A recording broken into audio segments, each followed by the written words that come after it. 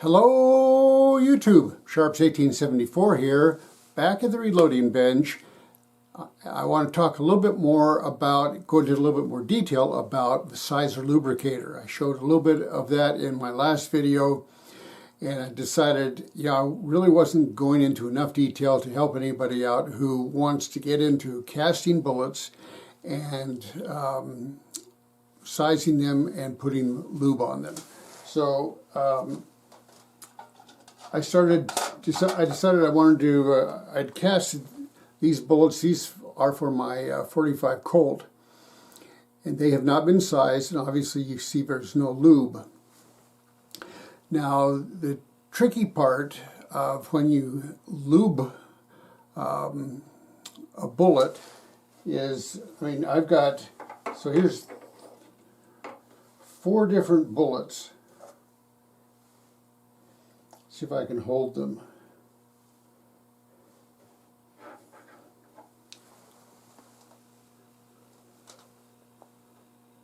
There we go.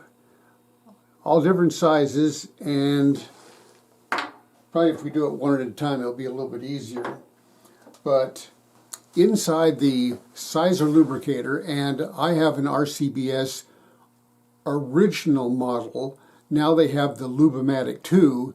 Mine's just a Lube-a-Matic. A couple of differences that I know of: there's a different handle on the Lube-a-Matic 2, and the thread that for the collar that holds the sizing die in place is a coarser thread on the Lube-a-Matic 2, which would be really nice because taking the collar off of mine is a pain in the butt, and it's really kind of tough. But so here's a sizing die, and this sizing die is it's RCBS for 458, and I bought this after the Lube-a-Matic 2 came out, and so this one drops right into my Lube-a-Matic. Originally I bought, so this is a 458. My very first sizing die was a 452 for 45 ACP and well, for the 45 Colt as well. Or some people call it the long Colt. That's a misnomer as I understand it. So the 45 Colt. But this will give you an idea of what happens inside the Sizer lubricator. So when you run the bullet down into the Sizer lubricator, it draws the lead and moves it around and you get an identical size. If you notice, there are 4 holes in this groove right here, and that's where the lubricant gets pushed out of the reservoir, the lube reservoir, and into the groove ring. And you want to set this up so the lube goes in the lube groove and not up here, which is the crimp groove. Now, I made a mistake when I was first setting this up, and you can see that I didn't have it adjusted right, and I've got lube in the groove, in the crimp groove. We don't want to do that. So I have readjusted my Lube-a-Matic, and now I'm getting lube in the proper place. So let's focus in on the Lube-a-Matic, and we'll talk about what it does and how it functions, and we'll run a couple. Okay, so here is the Lube-a-Matic. I have a different handle. I took, the original handle was about this long. I put on a piece of conduit, and just to get a little bit more mechanical advantage. The Lube-a-Matic 2 has a different handle. This is actually a ratcheting wrench, but allows me to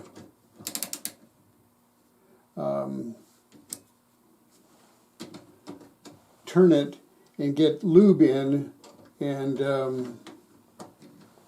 set it back. Originally there was a bracket right here which would turn this yeah, it didn't work so good. So I took that off.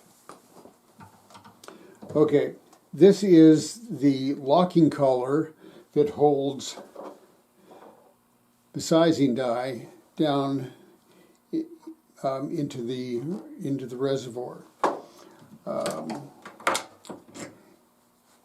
There's a plunger in here, and you drop your lube in, put the plunger on, start screwing it down, and you can put this cap over and you're set to go. The depth of how far the bullet, the piece of lead goes in into the die is controlled right down here by this screw. Let's get in there a little bit closer.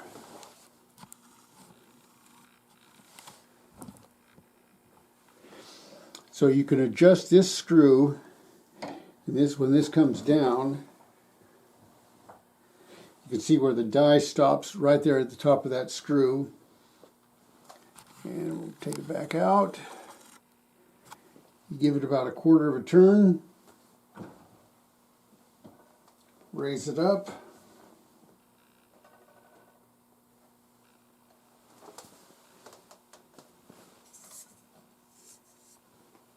And you've got the lube in the correct location, and it's not in the crimp ring. So let's do a couple of those. It's now been sized to 452. Now it's got some lube, and it's ready to go.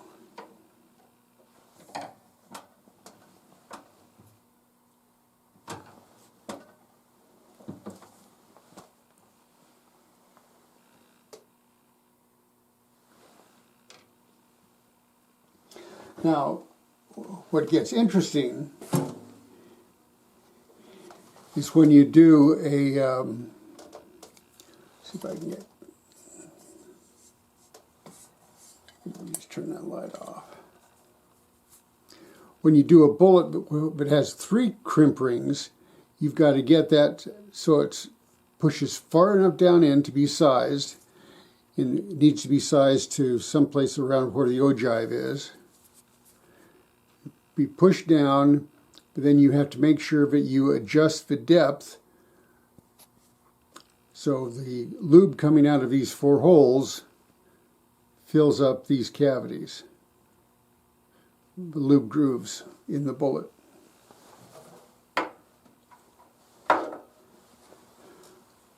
So when you're doing a small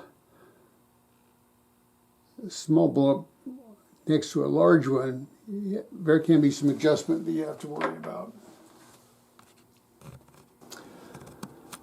So that's the size of the lubricator, and I'm really kind of excited. I said that I had ordered a 446 sizing die. That's because I want to run, this came from Bernard at Custom Cartridges, GAD's Custom Cartridges. I did a video about this. The quality of these were not what I expected. I expected a little bit better. There is lube in there. They're real sticky, but I want to run all of these through a 446 sizing die because as I measure them, they're 448 and I want 446 because I'm going to start reloading my GRAW ammunition. So this is a Winchester 348. It gets neck down and it will fit into the GRAW rifle. And that'll sit down about there. So I've got a special order set of dies from Lee. Now I've got a universal expanding mandrel coming so I can put a little bit of a flare on here. I'll run these through the cast bullet sizer, the Lube-a-Matic. make sure this is 4.46, and then I'll be ready to develop a load for my GRAW ammunition. I'm really kind of excited about that. I'll let you know how it goes, because I want to go from, I've got some black powder for the GRAW, but I'm going to develop a smokeless load very carefully, because it's a really old gun. I think it could be 1874. Anyway, it's a really old gun. We'll take it very carefully. So, hope that was helpful about the size of the lubricator. Casting bullets, sizing them, lubing them, using them in your pistol or your rifle is really kind of fun. It's another part of the reloading experience, which I really enjoy. Hope you will too. I'm Sharps 1874. I thought you might like to know.